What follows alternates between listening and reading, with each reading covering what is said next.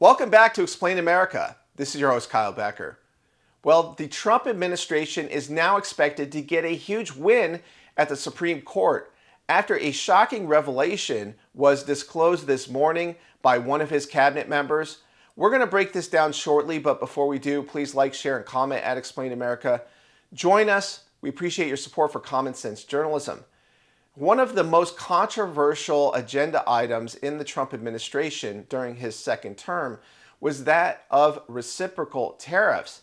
It is an ongoing policy that the Trump administration has been pursuing and has been quite lucrative for the American people, bringing in tens of billions of dollars a month into the U.S. Treasury.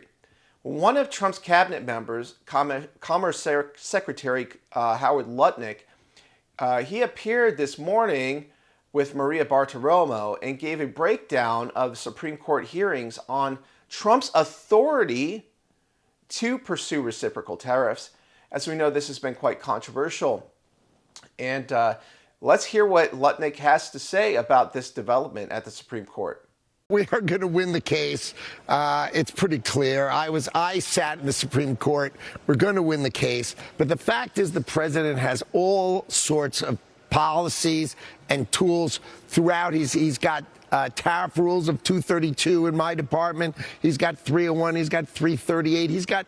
Tariffs are going to be a part of this administration's national security and national economic protection of the American people. But we are going to win the case. So you can worry about the backup plan, but you're going to watch the Supreme Court back this president, because this president has proven that he can protect America, and IEEPA is protecting America. So we are going to win this case. You heard it from me. I feel confident. I sat through the case. We are going to win.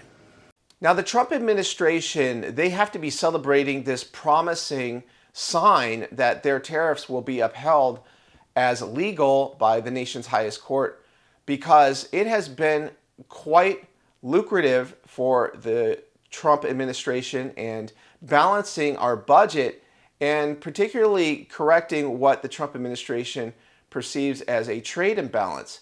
Now, many of America's foreign adversaries have taken advantage of America's powerful market.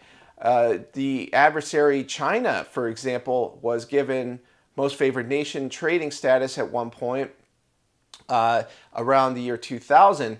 And that has benefited the Chinese Communist Party to a massive extent. They are now the United States' chief competitor, and they are no more democratic now than they were in the 1990s.